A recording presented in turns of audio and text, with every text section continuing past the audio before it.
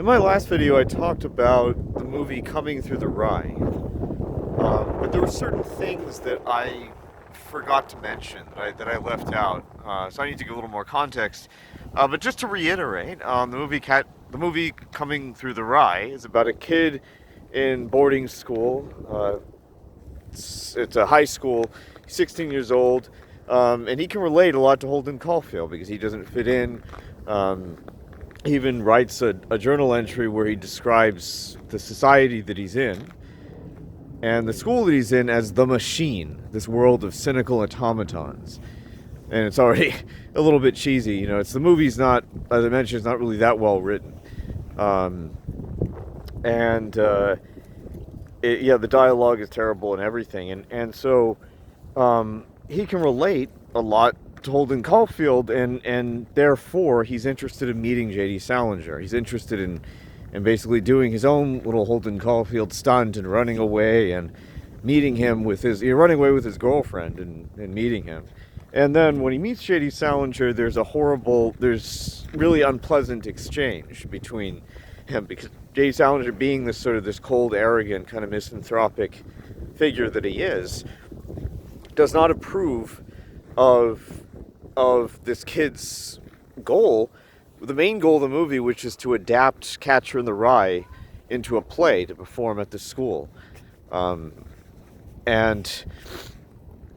because in J.D. Salinger's opinion, it should only exist. The book should only exist in the stage of people's minds, right? It's not meant for interpretation, even as if the stage in people's minds is not about interpretation. People's imaginations are all about interpretation. Indeed, we can all come to a consensus about what something is, but imagination still comes into play, and that has to come. People's individual perspectives and their own individual experiences have to come into account.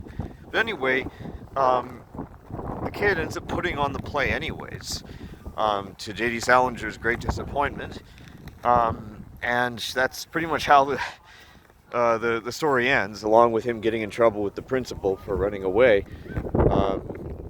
But one thing, the part that I forgot to really mention in my last video or explain in further detail is the red pill syndrome that you see in both Catcher in the Rye and Coming Through the Rye, right? Even the reference to the cynical automatons, right? It's the illusion that you're being fed the red pill, even though when you actually look at J.D. Salinger's history of trying to encouraging this sort of blend of fatalism and narcissism, this kind of encouraging this kind of mental illness or this self-degradation, and trying to create this culture, and that it's really not the red pill at all. It's that you're blue pilling people when you do that. You're trying to make people ultimately more docile, safer to handle, to deal with. They're not gonna be too challenging. And it's very different from what Dostoevsky might have been doing with, like, let's say, Crime and Punishment, where he was actually not encouraging this. He was warning people about becoming this kind of person. So it's, talk about apples and oranges in that case.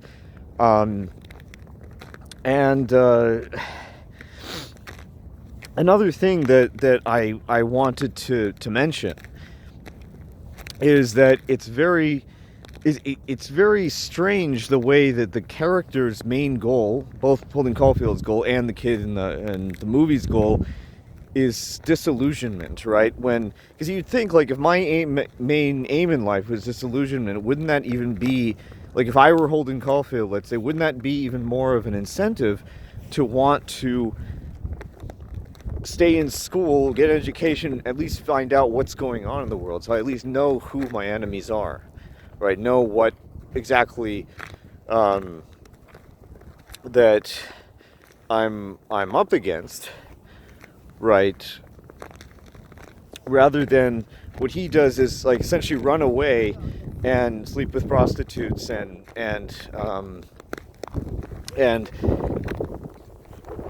gets sicker and sicker, mentally, emotionally, and physically even sicker at one point in the story, right? But it's this kind of, it's a little bit like this Zen Buddhist idea of going into yourself you know, that learning only through like this internal experience of suffering and pain.